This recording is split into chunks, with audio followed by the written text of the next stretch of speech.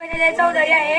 मी poster presentation या स्पर्धेत भाग घेऊन मी आपल्या भारतावरील काही माहिती सांगितली आहे। त्यामध्ये मी सर्वप्रथम सांगितले आहे सर्व धर्म समभाव। म्हणजे आपल्या भारतात देशात खूप लोक असे कास्टिझम आणि अशा वेगवेगळ्या गोष्टी करतात, तर आपण हे करायला नको। कारण जेव्हा इंग्रज पळवण्याची वेळ आली होती त्यावेळेस आपण सर्व धर्म समभाव होते आणि तेव्हाच आपण त्यांना पळवू शकलो होतो। म्हणजे आपल्यात युनिटी असावी। जर आपल्यात युनिटी असेल तरच आपला देश यशस्वी होऊ शकतो आणि पुढे जाऊ शकतो। त्यानंतर मी इथे चंद्रयानचं चित्र काढलं आहे। चंद्रयान 3 हे तर तुम्हाला माहितच असेल की मागील वर्षीच आपलं चंद्रयान 3 हे लॉन्च झालं होतं आणि ते चंद्राच्या दक्षिण भागावर सफल लँडिंग त्याने केली होती। म्हणून मी त्याबद्दल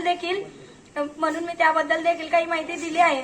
जसं चंद्रयान 3 28,000 किलोमीटर प्रति अवरने धावत होतं, त्याच प्रकारे आपण असं समजायला हवं की आपलं भारत देश देखील त्याच गतीने धावत आहे।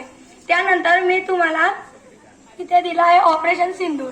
आपल्या या उन्हाळ्याच्या सुट्ट्यांमध्ये आपण बघितलंच असेल की पाकिस्तान आणि भारतामध्ये युद्ध झाले, त्यावेळेस आपण सायरन देखील वाजवले आणि याचं कारण हे होतं सिंदूर।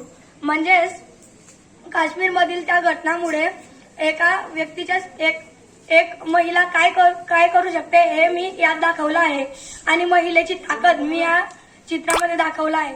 त्यानंतर मी तुम्हाला दाखवलं आहे G20 2020 ते 2023 दरम्यान G20 हे आपल्या भारतामध्ये झाले होतं। तर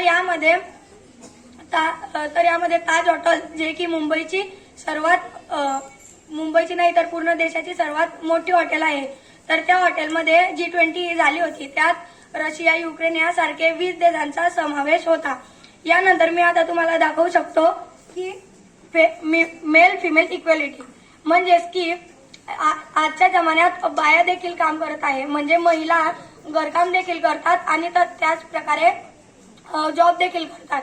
म्हणजे महिला आणि पुरुष आता इक्वल आहे, म्हणजे एक समान आहे।